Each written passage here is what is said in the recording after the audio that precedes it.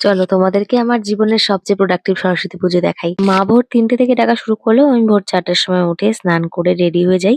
আর ততক্ষণে দেখি মায়ের সমস্ত গোছানো কমপ্লিট। আর এই যে আমাদের ছোট্ট সরস্বতী মা।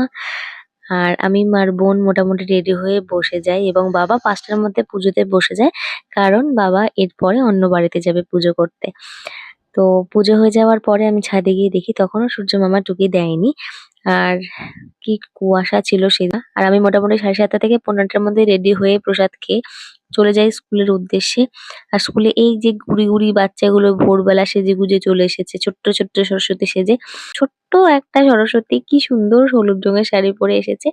আর ওরা একটু ডান্স পারফর্ম করছিল। মোটামুটি ছুটি হয়ে যাওয়ার পর বাড়ি এসে আমি বোনকে রেডি করি।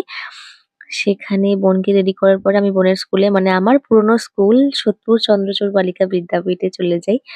আলাদাই একটা ফিলিংস হচ্ছিল। বাড়ি এসে মায়ের হাতে সুস্বাদু ফ্রাইড রাইস, আলুর দম খেয়ে একটু রেস্ট নিয়ে আমি বেরিয়ে যাই কাজের উদ্দেশ্যে। আমার ফার্স্ট লোকেশন সৃজিতা। কেমন হয়েছে অবশ্যই জানিও। Rapido is one of the solution in তাড়াহুড়ো। সাজানোর পরে আমি চলে গেছিলাম সৌমিলিদির বাড়িতে। সৌমিলিদি আর সৃজিতার লুকটা কেমন হয়েছে তোমরা কিন্তু অবশ্যই জানিও। তো 7:30 পৌনে 8টার মধ্যে আমার দুটো সাজানো কমপ্লিট। আর তারপরে আমি বাড়িতে ফেরার সময় রিক্তার সাথে দেখা হয়ে গেছিল। এভাবেই দিনটা গেল এবং such a productive day it was.